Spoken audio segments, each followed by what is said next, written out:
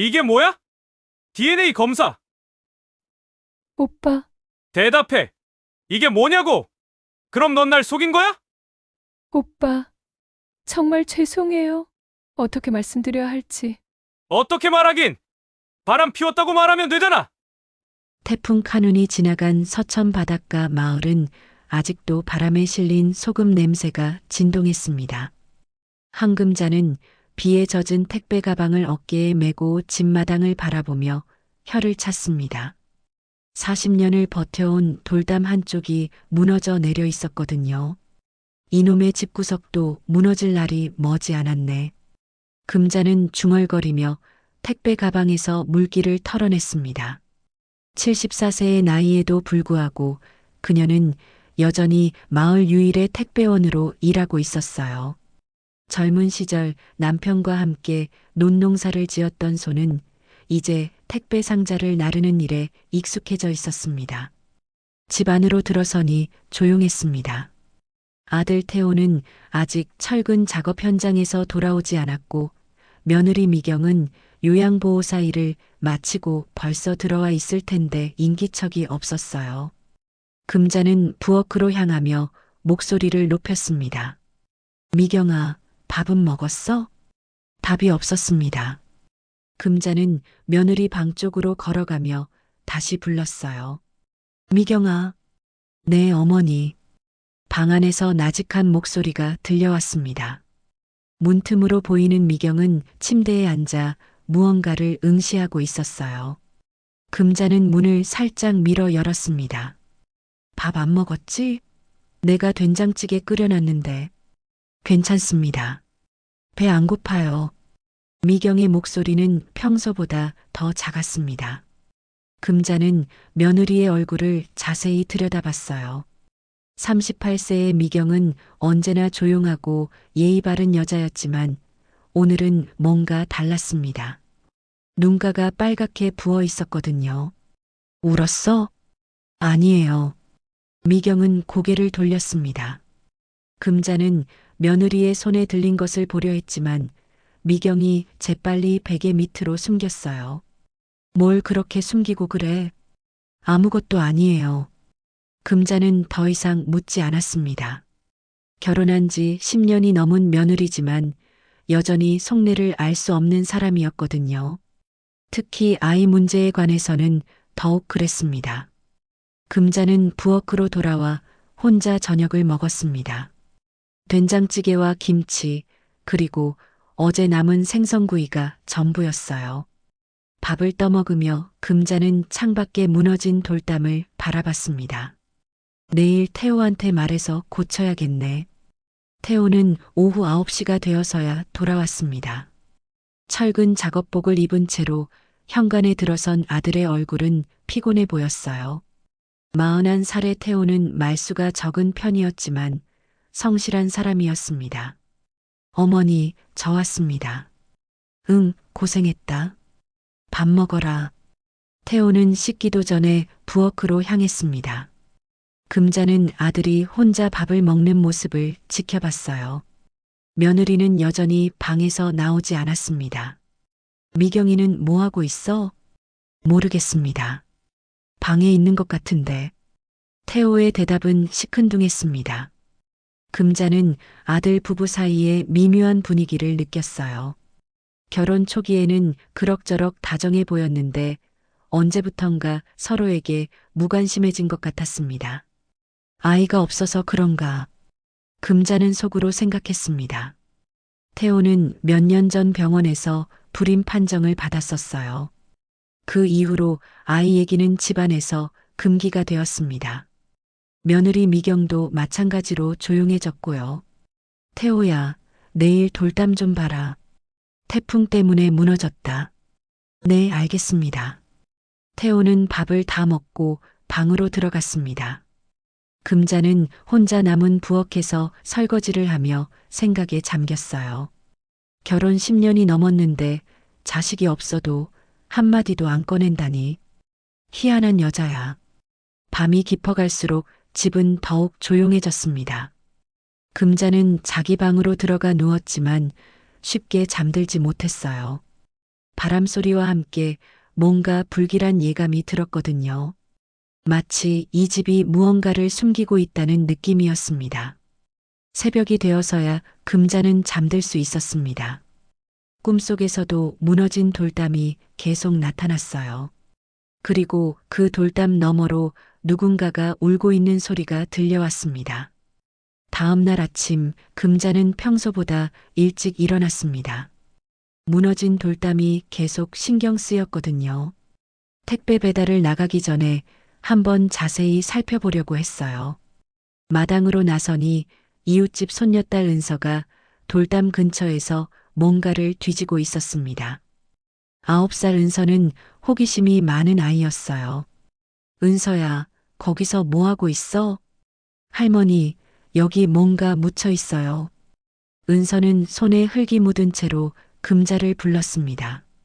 금자가 가까이 가보니 무너진 돌담 밑에서 검은 비닐자루 하나가 반쯤 드러나 있었어요. 이런 걸 왜 여기 묻어놨을까요? 은서가 궁금해하며 물었습니다. 금자는 비닐자루를 조심스럽게 끄집어냈어요. 제법 무거웠습니다. 은서야, 너는 집에 가 있어. 할머니가 알아볼게. 네. 은서는 아쉬워하며 자기 집으로 뛰어갔습니다. 금자는 비닐자루를 들고 집 안으로 들어갔어요. 마침 태호는 출근 준비를 하고 있었고 미경은 아직 방에서 나오지 않았습니다. 태호야, 너 나가고 나서 이거 봐야겠다. 금자는 비닐자루를 부엌 구석에 두었습니다. 태호는 바쁜 듯 대충 아침을 먹고 나갔어요. 미경도 요양보호사 일을 하러 나간 뒤였습니다. 혼자 남은 금자는 조심스럽게 비닐자루를 열어봤습니다. 첫 번째로 나온 건 작은 옷가지였어요. 아기 옷이었습니다. 금자의 손이 멈춰졌습니다. 분명히 신생아용 옷가지였거든요. 그것도 하나가 아니라 여러 벌이 정성스럽게 접혀 있었습니다. 금자는 하나씩 꺼내며 세었습니다. 베네저고리, 기저귀, 모자, 양말. 총 12벌이나 되었어요. 모두 깨끗하게 빨아서 정리되어 있었습니다. 이게 뭐야? 금자의 가슴이 두근거리기 시작했습니다. 우리 집에서 아기 옷이 나올 리 없는데 도대체 누가 묻어놓은 걸까요? 비닐자루 맨 밑에는 종이 한 장이 있었습니다. 금자는 그 종이를 펼쳐봤어요. 병원 로고가 적힌 공식 문서였습니다. DNA 검사 결과. 금자는 글씨를 천천히 읽어나갔습니다. 의학 용어들이 많아서 이해하기 어려웠지만 한 가지는 분명했어요.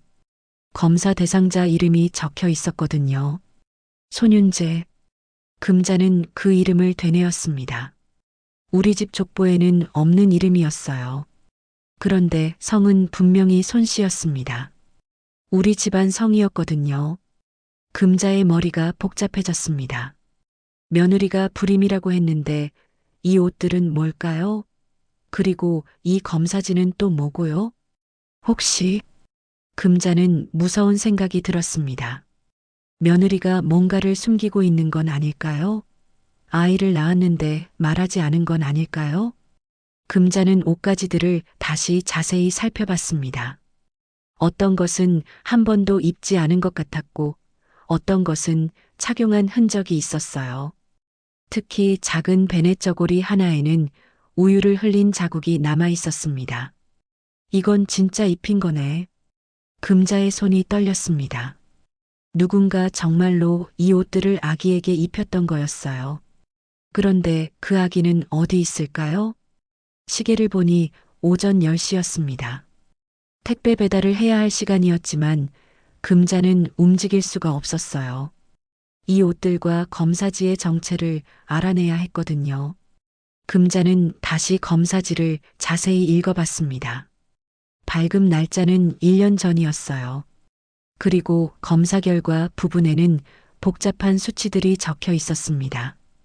이런 걸 왜 숨겨놨을까?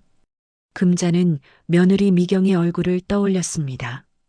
어젯밤 방에서 뭔가를 숨기던 모습이 생각났어요. 혹시 이것과 관련된 건 아닐까요? 금자는 옷가지들을 다시 비닐자루에 넣었습니다. 하지만 검사지는 따로 빼놓았어요. 이건 좀 더 자세히 알아봐야 했거든요.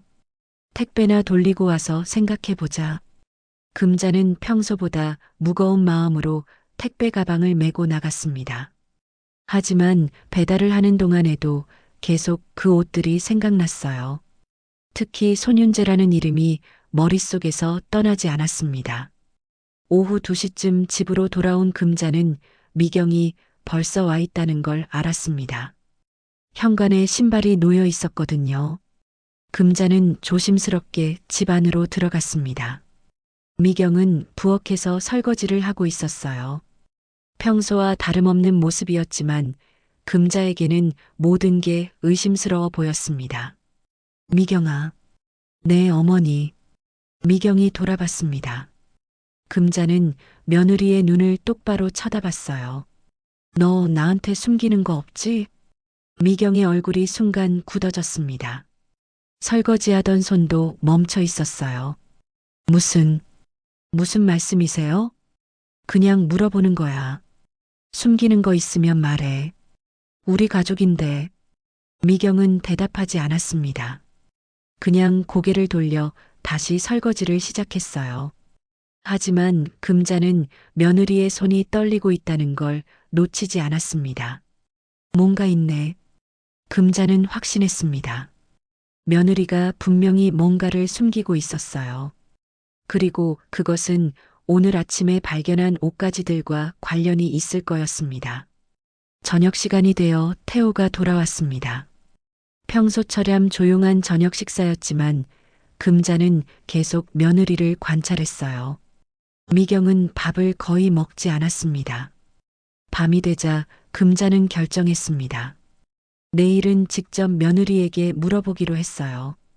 그 옷들의 정체를 반드시 알아내야 했거든요. 다음 날 아침 금자는 일찍 일어나서 며느리를 기다렸습니다.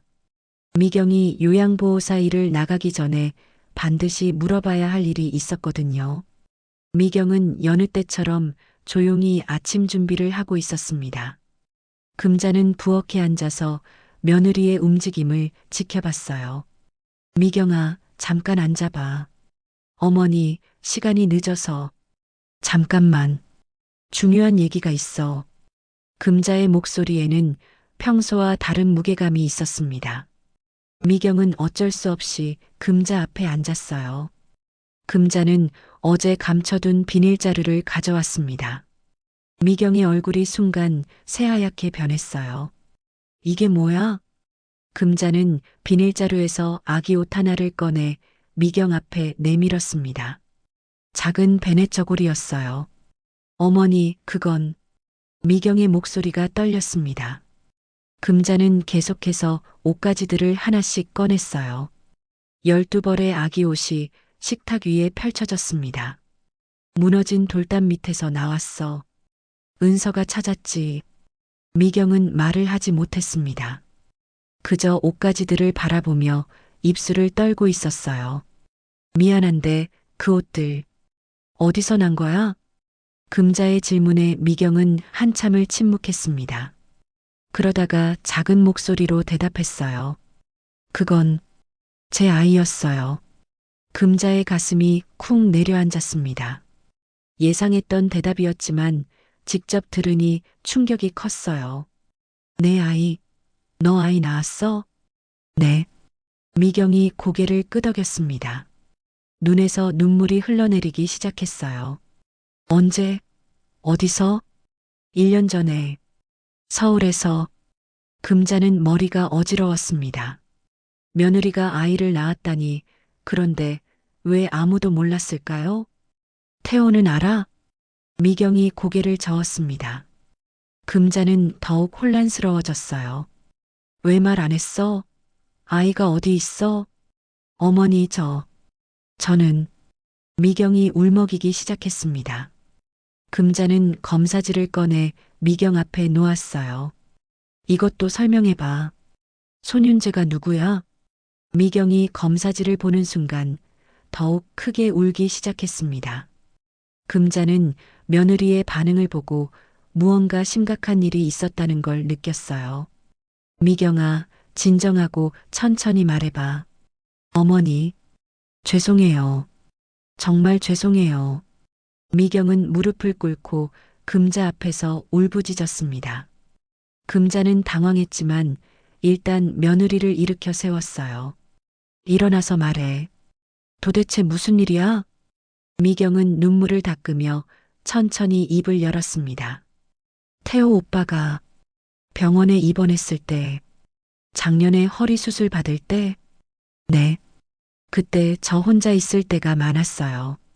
그리고 미경의 목소리가 점점 작아졌습니다.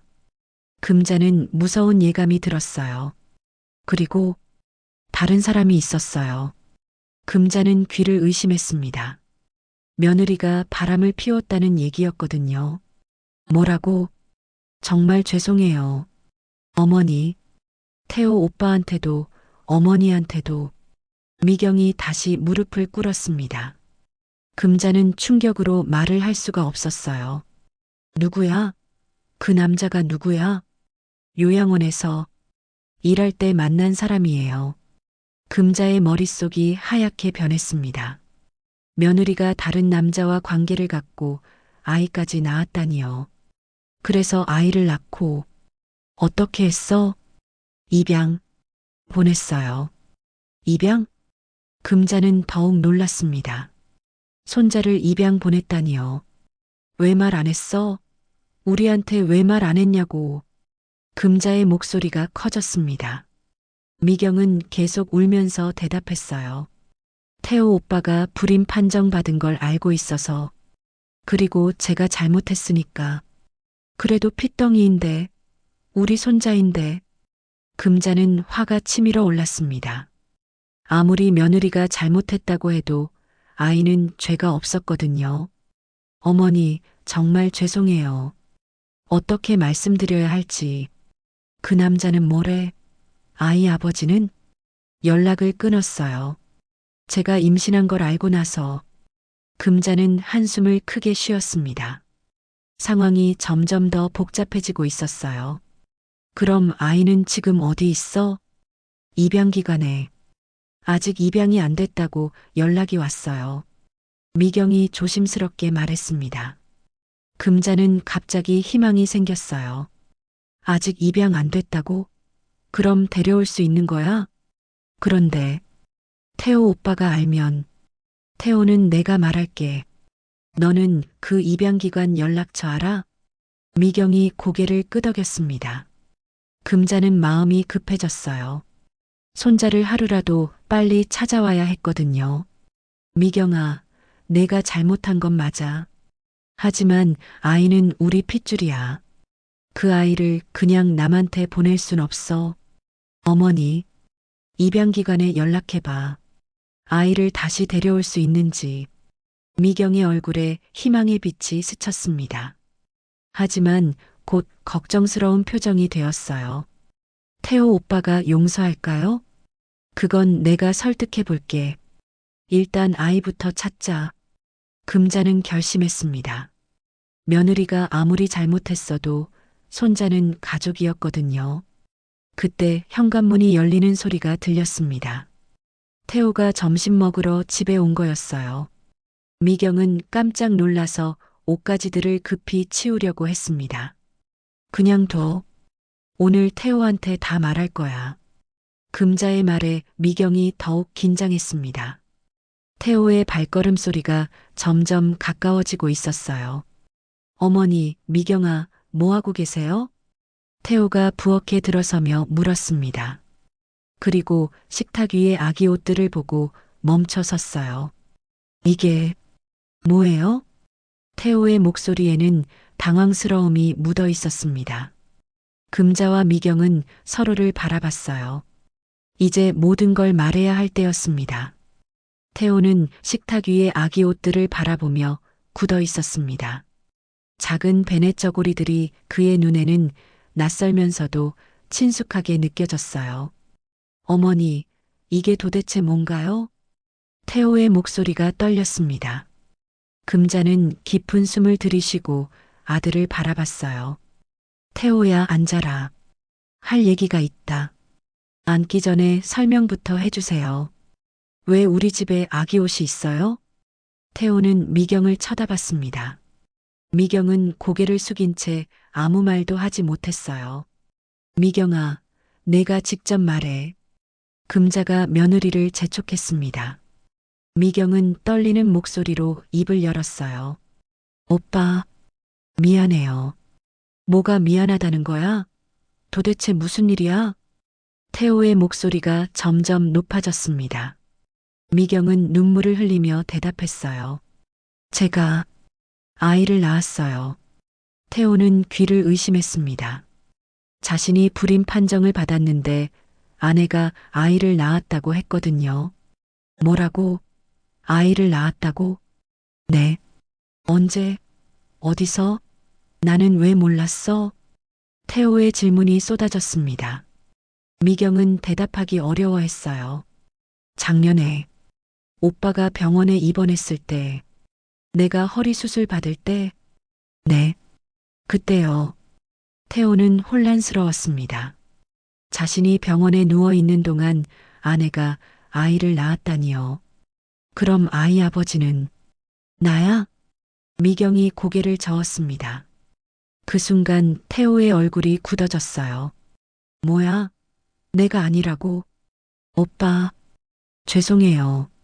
그럼 도대체 애 아빠는 누구란 말이야? 태호의 목소리가 집안을 울렸습니다. 금자는 아들을 진정시키려 했어요. 태호야, 일단 앉아서. 어머니는 이미 알고 계셨어요? 태호가 어머니를 쳐다봤습니다. 금자는 고개를 저었어요. 나도 오늘 알았다. 돌담에서 이 옷들이 나왔거든. 태호는 검사지를 집어들었습니다. DNA 검사 결과라는 글자가 그의 눈에 들어왔어요. 이게 뭐야? DNA 검사? 오빠, 대답해. 이게 뭐냐고. 태호는 검사지를 흔들며 소리쳤습니다. 미경은 울면서 대답했어요. 당신이 생물학적 아버지가 아니라는 검사 결과예요. 태호는 그 말을 듣고 한동안 말을 할 수 없었습니다. 자신이 아이의 아버지가 아니라는 공식적인 증명서였거든요. 그럼 넌 날 속인 거야? 오빠, 정말 죄송해요. 어떻게 말씀드려야 할지, 어떻게 말하긴, 바람 피웠다고 말하면 되잖아. 태호의 분노가 폭발했습니다. 41년을 살면서 이런 배신감은 처음이었어요. 누구야? 그 남자가 누구야? 요양원에서 일할 때 만난 사람이에요. 이름이 뭐야? 오빠, 그 사람은 이미. 이름이 뭐냐고. 태호의 목소리에 미경이 움츠러들었습니다. 금자가 나서서 말했어요. 태호야, 일단 진정해. 소리 지른다고 해결될 일이 아니야. 어머니, 제가 어떻게 진정을 해요? 제 아내가 바람을 피워서 애까지 낳았는데. 그래도 아이는 우리 집안 핏줄이야. 핏줄이요? 제 피는 한 방울도 안 섞였는데요? 태호는 웃음을 터뜨렸습니다. 하지만 그 웃음에는 분노와 절망이 섞여 있었어요. 미경아, 그 아이는 지금 어디 있어? 입양. 보냈어요. 입양? 태호는 더욱 놀랐습니다. 아이를 낳고 입양까지 보냈다니요. 왜 입양을 보냈어? 오빠가 불임 판정을 받으셔서. 그리고 제가 혼자 키울 수 없어서. 그럼 나한테 상의라도 했어야 하는 거 아니야? 어떻게 말씀드려요? 제가 바람 피워서 낳은 아이라고? 미경의 말에 태호는 할 말을 잃었습니다. 정말 말하기 어려운 상황이었거든요. 그 아이 이름이 손윤재야? 네. 호적에도 오빠 아들로 올렸어요. 태호는 머리를 감쌌습니다. 자신도 모르는 사이에 아버지가 되었다가 아이를 잃었던 거였어요. 미경아, 너 정말 어떻게 이럴 수 있어? 오빠, 정말 죄송해요. 그때 너무 외롭고 힘들어서. 외롭다고 바람을 피워? 그것도 애까지 낳게? 태호는 주저앉았습니다. 다리에 힘이 빠졌거든요. 금자는 아들의 모습을 보고 가슴이 아팠습니다. 하지만 지금은 화내고 있을 때가 아니었어요. 태호야, 화날 만도 하지만 일단 아이부터 생각해보자. 어머니, 그 아이는 제 아이가 아니에요. 피는 안 섞였어도 호적상으론 내 아들이야. 그리고 우리 집 성씨를 달고 있고. 태호는 어머니의 말을 이해할 수 없었습니다. 배신당한 상황에서 아이를 챙기라는 게 말이 되나요? 미경아, 그 아이는 지금 어디 있다고? 금자가 며느리에게 물었습니다. 서울에 있는 입양기관에서. 아직 입양이 안 됐다고 연락이 왔어요. 연락이 왔다고? 언제? 일주일 전에. 아이가 자꾸 울어서 입양이 잘 안 된다고. 태호는 그 말을 듣고 뭔가 이상한 감정을 느꼈습니다. 자신의 아이가 아니지만 왠지 마음이 아팠거든요. 그 아이, 건강해? 태호가 조심스럽게 물었습니다. 미경이 고개를 끄덕였어요. 네, 건강해요. 다만 낯가림이 심해서.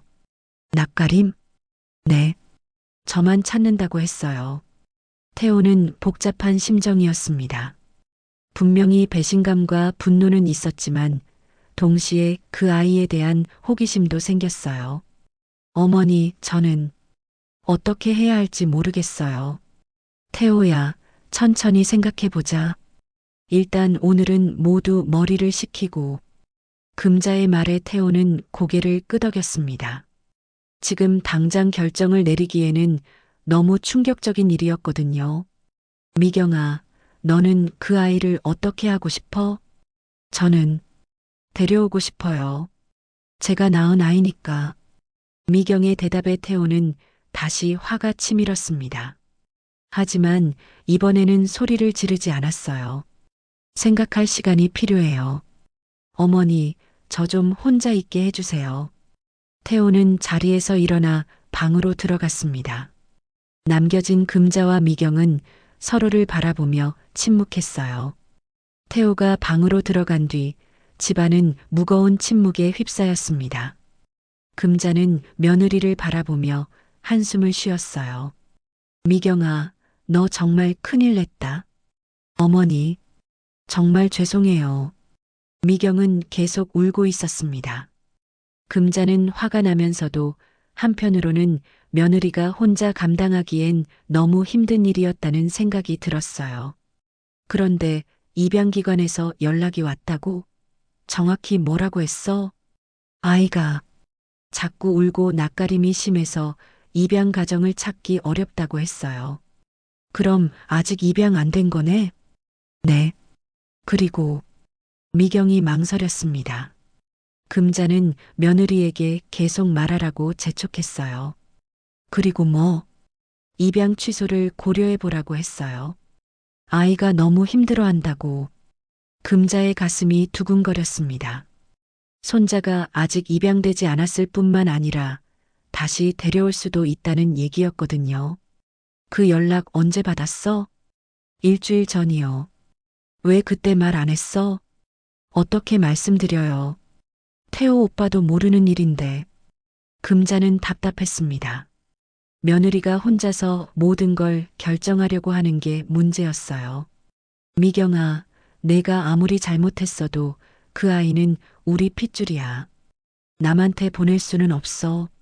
어머니, 입양기관 전화번호 있지? 미경이 고개를 끄덕였습니다. 금자는 당장 전화를 하고 싶었지만 일단 태호를 설득해야 했어요. 태호의 방문이 열리며 그가 나왔습니다. 얼굴이 창백했지만 조금은 진정된 것 같았어요. 어머니, 미경아. 응, 태호야. 저 생각해 봤는데요. 태호는 잠시 말을 멈췄습니다. 그리고 미경을 똑바로 쳐다봤어요. 미경아, 정말 솔직하게 대답해줘. 그 아이를 데려오고 싶어? 네. 정말 데려오고 싶어요. 왜? 바람 피워서 낳은 아이인데? 미경이 울먹였습니다. 하지만 이번에는 확실하게 대답했어요. 제가 10달 동안 뱃속에서 키운 아이예요. 그리고 제 품에서 태어난 아이고요. 태호는 며느리의 대답을 듣고 복잡한 감정을 느꼈습니다. 분명히 배신감은 있었지만 아이에 대한 책임감도 생겼거든요. 그 아이, 이름이 손윤재라고? 네, 내 성을 따라서 호적에 오빠 아들로 올렸어요. 태호는 한참을 생각했습니다.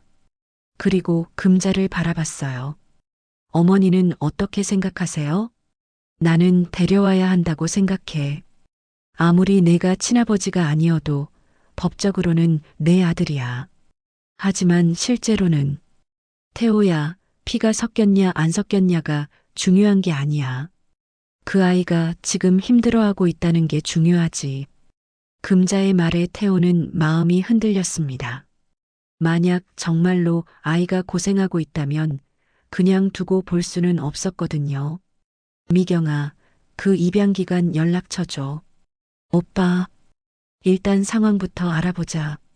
미경은 핸드폰에서 번호를 찾아 태호에게 보여줬습니다. 태호는 그 번호로 전화를 걸었어요. 여보세요. 한사랑 입양센터인가요? 전화 너머로 여성의 목소리가 들렸습니다. 네, 안녕하세요. 손윤재라는 아이 때문에 전화드렸는데요. 아, 윤재 아빠시군요.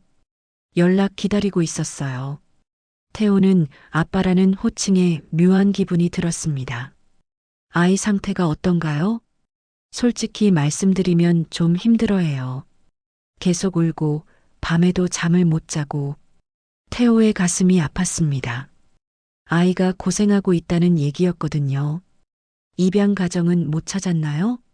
몇 차례 시도해 봤는데 아이가 워낙 예민해서 그리고 엄마만 찾아요. 태호는 미경을 쳐다봤습니다. 아이가 엄마를 찾고 있다는 얘기였어요. 혹시 다시 데려갈 수 있나요? 물론이죠. 입양 취소는 언제든 가능해요. 다만 절차가 좀 복잡하긴 하지만 어떤 절차인가요? 가족 전체의 동의서와 양육계획서를 제출하셔야 해요. 그리고 상담도 받으셔야 하고요. 태호는 금자와 미경을 번갈아 봤습니다. 두 사람 모두 기대하는 눈빛이었어요. 알겠습니다. 내일 직접 가보겠습니다. 네, 그럼 미리 연락 주시고 오세요. 전화를 끊은 태호는 한동안 말이 없었습니다. 금자가 조심스럽게 물었어요. 어떻게 할 거야? 모르겠어요. 정말 모르겠어요. 태호는 솔직했습니다. 마음 한편으로는 아이를 데려오고 싶었지만 다른 한편으로는 받아들이기 어려웠거든요. 태호야, 한 가지만 생각해봐. 그 아이한테는 우리가 전부야. 금자의 말에 태호는 깊은 생각에 빠졌습니다. 미경아, 너는 정말 그 아이를 책임질 수 있어? 네, 목숨 걸고 키우겠어요. 그 남자는 어떻게 할 거야? 혹시 나타나면? 연락처도 막았고 이사도 갔다고 들었어요. 다시는 만날 일 없을 거예요. 태호는 미경의 대답을 듣고 조금 안심했습니다. 적어도 복잡한 상황은 피할 수 있을 것 같았거든요. 어머니, 정말 데려와도 될까요? 태호야, 내가 결정해. 하지만 내 생각에는 그 아이가 우리를 기다리고 있는 것 같아. 금자의 말에 태호는 마음을 정했습니다. 알겠어요. 내일 입양센터에 가보겠어요. 미경의 얼굴이 밝아졌습니다. 하지만 태호는 추가로 말했어요. 다만 조건이 있어. 네, 뭐든지 하겠어요. 앞으로는 절대 혼자 결정하지 마. 무슨 일이 있어도 나한테 먼저 상의해. 네, 약속할게요. 그리고 그 남자 얘기는 아이 앞에서 절대 하지 마. 당연하죠. 태호는 깊은 숨을 쉬었습니다. 어려운 결정이었지만 아이를 위해서는 어쩔 수 없었어요. 그럼 내일 같이 가자. 정말요? 응. 우리 가족이 되는 거라면 처음부터 함께 해야지. 미경이 눈물을 흘렸습니다. 이번에는 기쁨의 눈물이었어요. 금자도 마음이 놓였습니다. 어떻게든 손자를 가족의 품으로 데려올 수 있을 것 같았거든요. 그런데 미경아, 아이 사진 있어? 미경이 핸드폰을 꺼내서 사진을 보여줬습니다. 작고 앙증맞은 아기의 모습이 화면에 나타났어요. 태호는 그 사진을 보는 순간 가슴이 뭉클해졌습니다. 자신의 아이는 아니지만 왠지 애틋한 마음이 들었거든요. 윤재라고 했지? 네. 좋은 이름이네. 태호의 말에 미경이 고마운 눈빛을 보냈습니다. 금자도 흐뭇하게 웃었어요. 그날 밤 세 사람은 각자 다른 마음으로 잠자리에 들었습니다. 내일이면 새로운 가족을 만나게 될 거라는 기대와 걱정이 뒤섞여 있었거든요. 다음 날 아침 세 사람은 서울로 향하는 버스에 몸을 맡겼습니다. 금자는 평생 입양센터라는 곳에 가본 적이 없어서 긴장되었어요. 태호는 창밖을 바라보며 말이 없었고 미경은 계속 손을 비비며 불안해했습니다. 미경아, 너무 긴장하지 마. 금자가 며느리의 손을 잡아줬습니다. 미경의 손은 차갑게 식어 있었어요. 어머니, 윤재가 저를 기억할까요? 당연히 기억하지. 엄마를 어떻게 잊어? 태호는 여전히 복잡한 마음이었습니다. 어젯밤 내내 생각해봤지만 여전히 확신이 서지 않았어요. 하지만 아이가 고생하고 있다는 얘기를 들으니 그냥 두고 볼 수는 없었습니다. 서울에 도착한 세 사람은 택시를 타고 한사랑 입양센터로 향했습니다. 생각보다 규모가 큰 건물이었어요. 여기가 맞나? 태호가 확인했습니다. 미경이 고개를 끄덕였어요. 네, 여기에요. 센터 안으로 들어가니 상담실에서 직원이 기다리고 있었습니다. 중년 여성으로 보이는 상담사는 친절한 미소를 지었어요. 안녕하세요. 어제 전화 주신 분들이시죠? 네, 손윤재 때문에 왔습니다. 태호가 대답했습니다.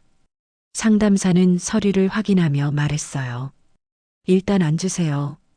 상황을 설명해 드릴게요. 세 사람이 앉자 상담사가 윤재의 상태에 대해 자세히 설명했습니다. 윤재는 지금 임시보호소에 있어요. 그런데 워낙 예민해서 돌보기가 어려운 상황입니다. 어떻게 어려운가요? 금자가 물었습니다. 계속 울어요. 밤낮 없이. 그리고 누가 안아줘도 진정하지 않아요. 오직 엄마 냄새가 나는 옷이나 이불이 있을 때만 조금 조용해져요. 미경의 얼굴이 창백해졌습니다. 아이가 자신을 찾고 있다는 얘기였거든요. 혹시 지금 만나볼 수 있나요? 물론이죠. 다만 아이가 워낙 예민해서 처음에는 엄마부터 만나시는 게 좋을 것 같아요. 상담사의 제안에 태호가 고개를 끄덕였습니다. 미경아, 너부터 가봐. 미경은 떨리는 발걸음으로 상담사를 따라갔습니다. 금자와 태호는 상담실에서 기다렸어요. 태호야, 괜찮겠어? 모르겠어요, 어머니. 솔직히 아직도 혼란스러워요. 그래도 아이는 죄가 없잖아. 태호는 어머니의 말에 고개를 끄덕였습니다. 아무리 복잡한 상황이라도 아이에게는 죄가 없었거든요. 잠시 후 복도에서 아기 우는 소리가 들려왔습니다. 그런데 얼마 지나지 않아 울음소리가 멈췄어요. 엄마를 알아보나 보네. 금자가 중얼거렸습니다. 태호도 귀를 기울이고 있었어요. 10분 정도 지나서 미경이 돌아왔습니다. 눈이 빨갛게 부어 있었지만 얼굴에는 미소가 있었어요. 어떻터? 태호가 물었습니다. 저를 알아봐요. 제가 들어가자마자 울음을 멈췄어요. 미경의 목소리가 떨렸습니다. 기쁨과 미안함이 섞인 목소리였어요. 이제 아버지와 할머니도 만나보시겠어요? 상담사가 제안했습니다. 태호는 망설였지만 금자가 먼저 일어났어요. 내가 먼저 가볼게. 금자는 상담사를 따라 보육실로 갔습니다.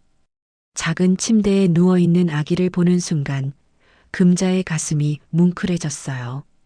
윤재야. 금자가 조심스럽게 손을 내밀었습니다. 윤재는 처음에는 경계하는 듯 했지만 금자의 따뜻한 목소리에 서서히 진정했어요. 할머니를 알아보네. 보육사가 놀란 목소리로 말했습니다. 평소에는 낯선 사람이 오면 더 심하게 울곤 했거든요. 금자는 윤재를 조심스럽게 안아 올렸습니다. 작고 따뜻한 체온이 금자의 가슴에 전해졌어요. 우리 손자. 할머니가 늦어서 미안하다. 금자의 눈에서 눈물이 떨어졌습니다. 윤재는 금자의 품에서 조용히 눈을 깜빡였어요. 금자가 상담실로 돌아오자 태호의 차례였습니다. 태호는 긴장하며 보육실로 향했어요. 윤재를 처음 본 순간 태호는 말문이 막혔습니다. 생각보다 작고 여린 아기였거든요. 그리고 어쩐지 자신을 닮은 것 같기도 했어요. 아빠예요. 보육사가 윤재에게 말했습니다. 윤재는 태호를 빤히 바라봤어요. 태호는 조심스럽게 손을 내밀었습니다. 윤재가 태호의 손가락을 꽉 잡았어요. 악력이 세네. 태호가 웃으며 말했습니다. 그 순간 윤재도 방긋 웃었어요. 태호의 마음이 녹아내렸습니다. 피가 섞이지 않았다고 해도 이 아이는 자신을 아빠라고 부를 아이였거든요. 윤재야, 아빠야. 태호가 다정하게 말했습니다. 윤재는 태호의 목소리를 듣고 방긋방긋 웃었어요. 태호가 상담실로 돌아오자 상담사가 서류를 꺼냈습니다. 입양 취소 절차를 진행하시겠어요? 네. 태호가 확실하게 대답했습니다. 더 이상 망설일 이유가 없었어요. 다만 몇 가지 조건이 있어요. 가족 상담을 받으셔야 하고 양육 계획서도 제출하셔야 해요. 얼마나 걸리나요? 일주일 정도면 모든 절차가 끝날 거예요. 미경이 조급해했습니다. 그럼 그동안 윤재는 여기 있어야 하나요? 아니에요. 임시로 집에 데려가셔도 돼요. 다만 정식 절차가 끝날 때까지는 센터에서 관리 감독을 받으셔야 해요. 태호가 미경과 금자를 바라봤습니다. 두 사람 모두 기대하는 눈빛이었어요. 그럼 오늘 데려가겠습니다. 정말요? 미경이 놀란 표정으로 물었습니다. 응. 더 이상 여기 두고 볼 수는 없어. 태호의 말에 미경이 기뻐서 울었습니다. 금자도 안도의 한숨을 쉬었어요. 상담사가 윤재의 물건들을 정리해서 가져다 줬습니다. 기저귀, 분유, 그리고 작은 담요까지요. 이 담요는 윤재가 특히 좋아해요. 엄마 냄새가 나나 봐요. 미경이 담요를 받아들며 눈물을 흘렸습니다. 자신이 윤재를 데려올 때 싸서 온 담요였거든요. 드디어 윤재를 데리고 집으로 향하는 길. 버스 안에서 윤재는 미경의 품에서 편안하게 잠들어 있었어요. 이제 정말 우리 가족이네. 금자가 흐뭇하게 말했습니다. 태호도 윤재를 바라보며 미소를 지었어요. 윤재야, 집에 가자. 태호의 속삭임에 윤재가 살짝 눈을 떴다가 다시 잠들었습니다. 마치 응이라고 대답하는 것 같았어요. 집으로 가는 길, 세 사람의 마음은 한결 가벼워졌습니다. 비록 복잡한 상황으로 시작됐지만 이제는 진짜 가족이 될 수 있을 것 같았거든요. 집에 도착한 세 사람은 윤재를 위한 준비에 바빴습니다. 금자는 옛날에 태호가 쓰던 아기 침대를 다락에서 꺼내왔고 미경은 윤재의 옷을 정리했어요. 태호는 방 한쪽에 아기용품을 놓을 공간을 만들고 있었습니다. 윤재야, 여기가 내 집이야. 금자가 윤재를 안고 집안을 돌아다니며 소개했습니다. 윤재는 새로운 환경이 신기한 듯 여기저기 둘러봤어요. 그런데 저녁이 되자 문제가 생겼습니다. 윤재가 갑자기 울기 시작한 거예요. 분유도 먹지 않고 안아줘도 진정하지 않았습니다. 왜 이러지? 태호가 당황했습니다. 미경도 어찌할 바를 몰랐어요. 아까까지는 괜찮았는데 미경이 윤재를 안고 달래려 했지만 소용없었습니다. 윤재의 울음소리는 점점 더 커졌어요. 금자가 입양센터에서 가져온 담요를 꺼냈습니다. 이거로 싸보자. 담요로 윤재를 감싸자 울음이 조금 줄어들었습니다. 하지만 여전히 보챘어요. 뭔가 부족한가 봐. 태호가 걱정스럽게 말했습니다. 그때 미경이 무릎을 쳤어요. 아, 그 옷들. 뭔 옷들? 윤재가 입었던 옷들 말이에요. 혹시 그 냄새를 찾는 건 아닐까요? 금자가 급히 돌담에서 발견했던 비닐자루를 가져왔습니다. 12벌의 아기 옷이 들어 있었어요. 미경이 그 중에서 베넷 저고리 하나를 꺼내 윤재에게 입혔습니다. 신기하게도 윤재의 울음이 멈췄어요. 정말이네. 태호가 놀라며 말했습니다. 윤재는 자신이 예전에 입었던 옷을 알아본 거였어요. 이 옷들이 얼마나 소중했는지 알겠네. 금자가 감회 깊게 말했습니다. 미경은 눈물을 흘리며 윤재를 바라봤어요. 윤재야, 엄마가 이 옷들을 버린 게 아니야. 간직하고 있었어. 미경의 목소리가 떨렸습니다. 윤재는 엄마의 목소리를 듣고 방긋 웃었어요. 그날 밤 세 사람은 윤재를 중심으로 둘러앉아 있었습니다. 윤재는 엄마의 품에서 편안하게 잠들어 있었어요. 미경아, 그때 얘기 좀 해줄래? 태호가 조심스럽게 물었습니다. 미경은 잠시 망설이다가 입을 열었어요. 사실, 저도 버림받고 자란 아이예요. 태호와 금자가 놀랐습니다. 미경이 그런 과거가 있는 줄 몰랐거든요. 어렸을 때 고아원에서 자랐어요. 그래서 아이를 버린다는 게 얼마나 무서운 일인지 알아요. 미경의 목소리에는 아픔이 묻어 있었습니다. 그런데 윤재를 입양 보낼 때 정말 죽고 싶었어요. 하지만 어떻게 해야 할지 몰랐거든요. 태호는 미경의 손을 잡았습니다. 처음으로 며느리의 마음을 이해할 것 같았어요. 그래서 이 옷들을 묻어둔 거야? 네. 버릴 수가 없었어요. 윤재가 입었던 옷들이니까. 금자도 미경의 마음을 알 것 같았습니다. 아무리 어려운 상황이었어도 모성의 만큼은 진짜였던 거예요.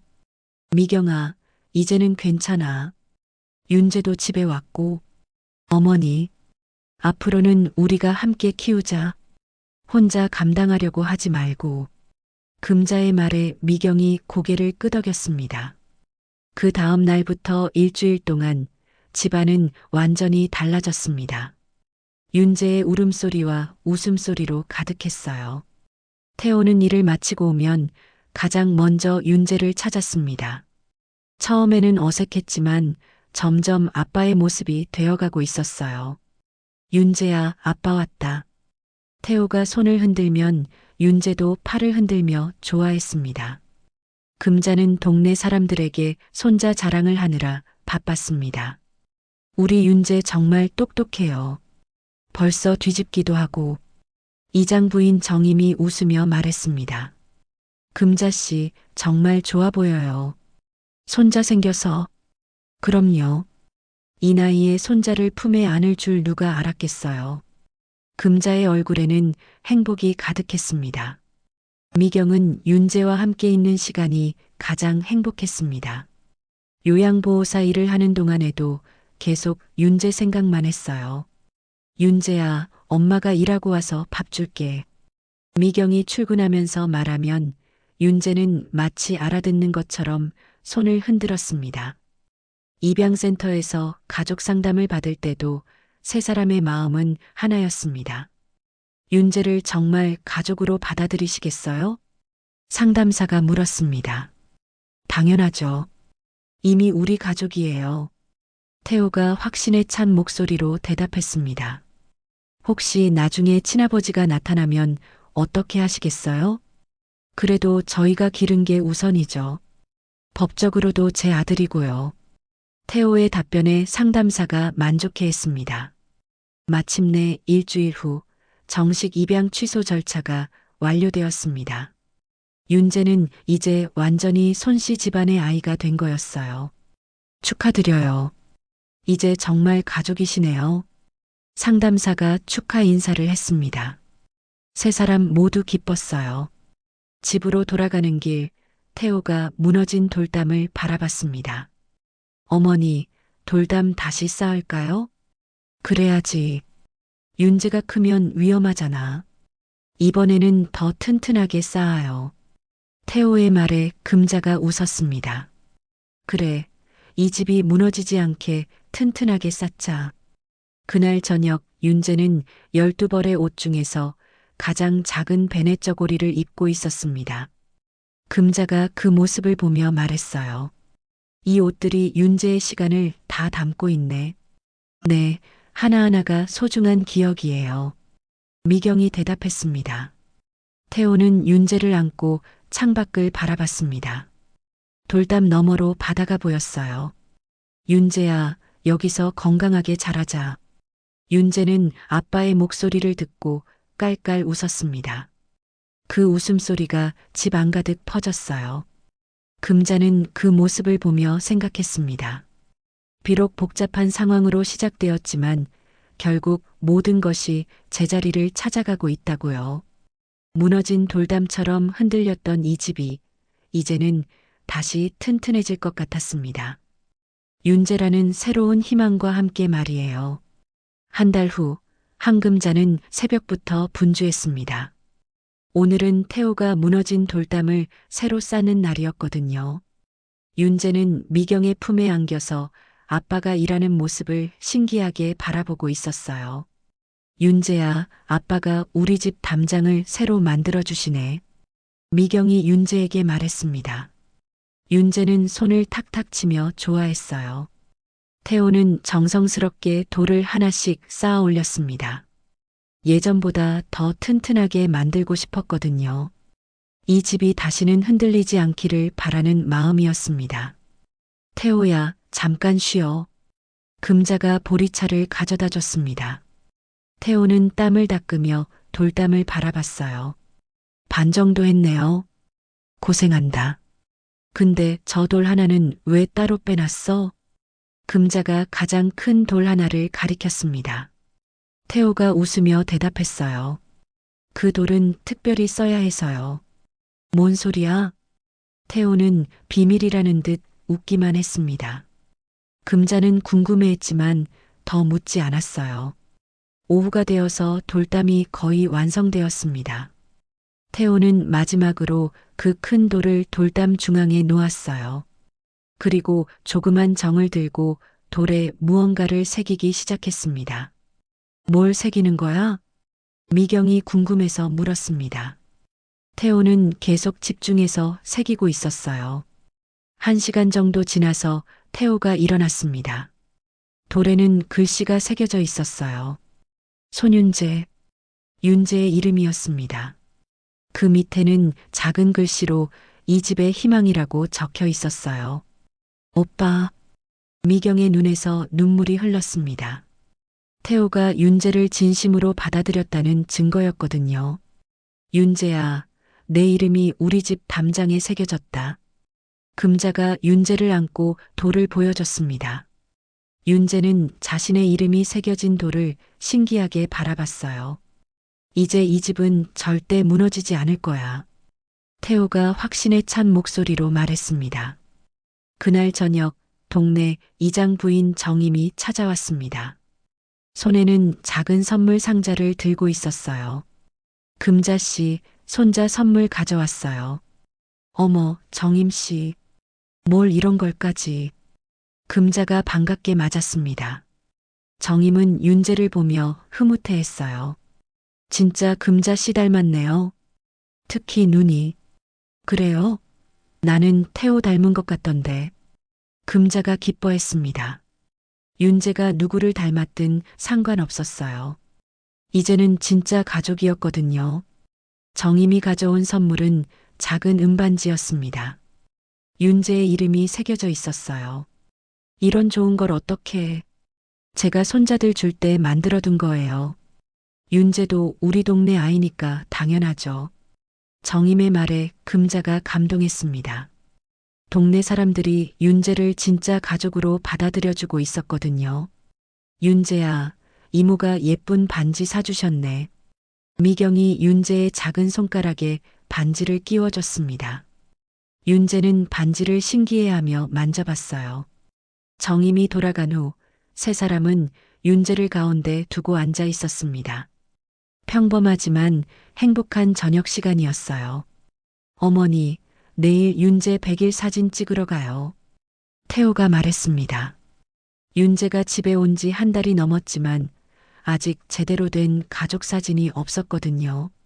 그래, 좋은 생각이다. 우리 세 사람이랑 윤재랑 같이 찍자. 금자가 기뻐했습니다. 한복도 입혀야겠어요. 미경이 제안했습니다. 윤재의 첫 번째 가족 사진이니까 특별하게 찍고 싶었어요. 그 다음 날, 네 사람은 서천읍내 사진관에 갔습니다. 윤재는 작은 한복을 입고 있었는데 정말 귀여웠어요. 자, 할머니가 가운데 앉으시고요. 사진사가 자리를 잡아줬습니다. 금자가 윤재를 안고 가운데 앉고 태호와 미경이 양쪽에 섰어요. 윤재야, 카메라 봐. 사진사가 윤재의 관심을 끌었습니다. 윤재는 카메라를 보며 환하게 웃었어요. 좋아요. 정말 좋은 표정이네요. 플래시가 터지며 가족사진이 완성되었습니다. 첫 번째 진짜 가족사진이었어요. 집으로 돌아오는 길, 금자는 택배 가방에 새로운 사진을 넣었습니다. 윤재와 함께 찍은 가족사진이었어요. 이제 택배 돌 때마다 손자 자랑할 수 있겠네. 금자가 웃으며 말했습니다. 그날 오후 금자는 평소처럼 택배 배달을 나갔습니다. 동네 어르신들을 만날 때마다 윤재 사진을 보여줬어요. 어머, 금자씨. 손자 정말 잘생겼네요. 그럼요.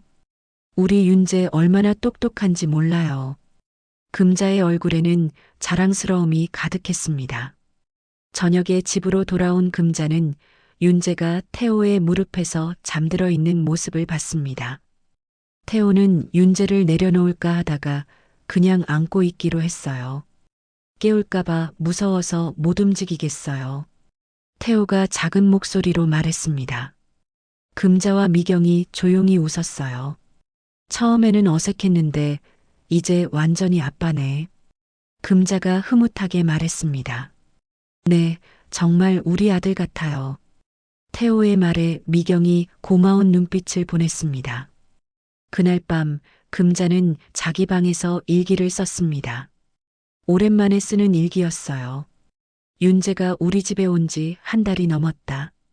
처음에는 어떻게 될지 걱정했는데 이제는 이 아이 없는 생활을 상상할 수 없다. 태풍으로 무너진 돌담처럼 우리 집도 한때 흔들렸지만 윤재 덕분에 더 튼튼해졌다. 이 집은 이제 절대 무너지지 않을 것이다. 금자는 일기를 덮고 윤재가 자고 있는 방을 살짝 들여다봤습니다. 윤재는 편안하게 잠들어 있었어요. 우리 손자 건강하게만 자라다오. 금자의 속삭임이 조용한 밤 공기에 스며들었습니다. 새로 쌓인 돌담에는 달빛이 은은하게 비치고 있었어요.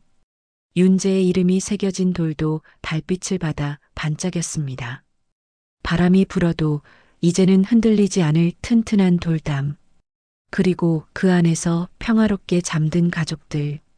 한금자는 마지막으로 창밖을 바라보며 중얼거렸습니다. 이 집은 많이 흔들렸지만 결국 무너지지 않았어요. 그 아이가 다시 돌아왔거든요. 그 말과 함께 금자도 깊은 잠에 빠져들었습니다. 내일 아침이면 또다시 윤재의 웃음소리로 가득한 하루가 시작될 거라는 기대감을 안고서 말이에요.